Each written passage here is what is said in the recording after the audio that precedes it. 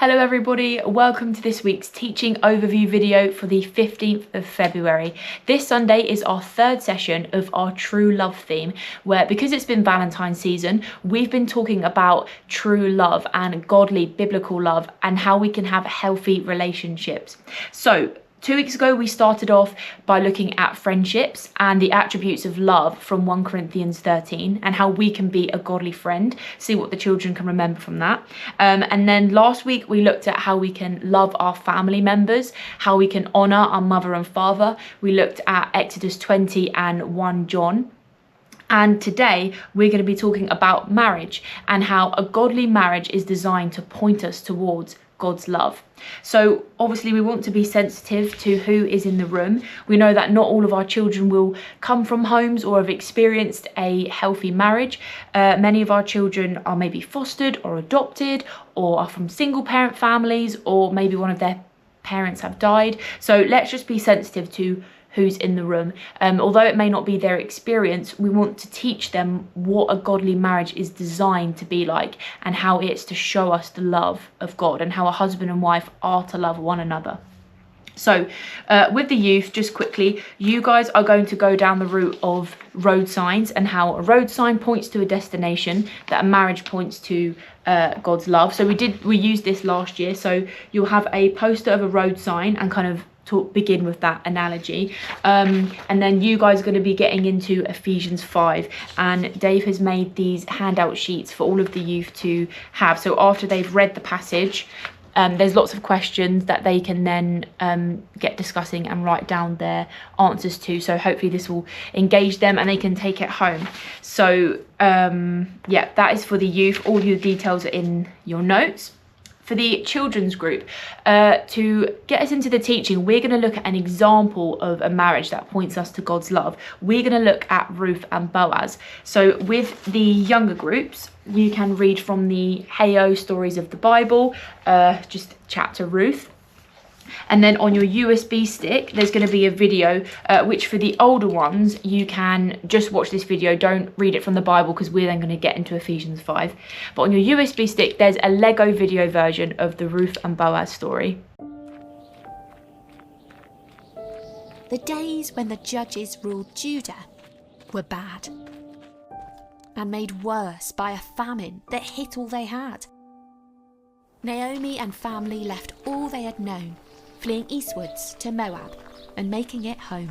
The video version of this story just helps to lead us quite well into the teaching, and it talks about how, like Jesus came to save us and showed us sacrificial love and he rescued us, that is what Boaz did for Ruth. So Ruth and Naomi were in a really hard situation and they didn't have much money. They needed provision, they needed rescuing, they needed protecting, and so that's what Boaz did. He was really kind to their family, and then he decided to be their, what we call the kinsman redeemer, their rescuer, and he married Ruth.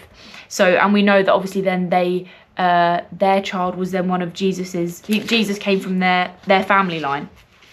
So we want to use this as an example with the children, that Boaz's love towards them and their marriage showed us what God's love is like, how Jesus is our rescuer, he is our provider. That marriage is supposed to point us and be an example of what God's love is like.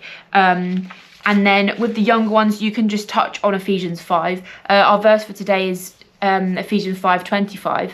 For husbands, this means love your wives just as Christ loved the church. He gave up his life for her. So younger ones, you can maybe just read that verse out and again connect it with Ruth and Boaz and how that points us to Jesus and how marriage is supposed to point us to Jesus. Marriage between man and a woman is supposed to last forever. It's not always easy, but it's intended to be forever, and we're never separated from God's love, and a marriage is supposed to endure.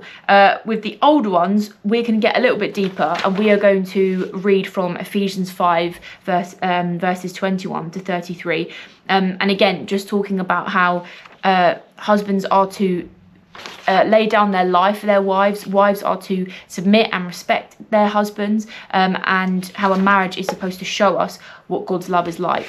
And for the older ones, we have these poster which has the traditional wedding wedding vows on it, so you can point to this, that when people get married, they say for better, for worse, for richer, for poorer, for sickness and in health, that no matter what comes, because marriage isn't easy, that you stick by that person, because that's what God does for us, even when we're at our lowest or at our greatest, or in sickness or in health or whatever, that God never gives up on us, and that he loves us, and that is what marriage is supposed to be like.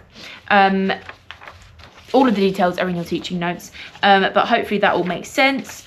Then for craft today, we are going to be making these cute little love heart folding craft things. So you will all receive a sheet, and it has different size circles on it, but essentially you just need to cut around this circle, then you fold it in half, and then you just fold it backwards and forwards. Fold it in half, stick it together. Don't worry, there is a tutorial video on your USB stick. Squish. And then let's have a look. I think you can see it already. Look at that. Oh, it's a little heart. Isn't that adorable? And that's it. That's how you make your paper fan hearts. So all of the children can make these little love hearts. There's also a puzzle sheet for the older children, if I can find it. And we also have a colouring for the younger ones. So puzzle sheet with answers, and a colouring sheet for the little ones. So video, Lego video, tutorial video for the craft.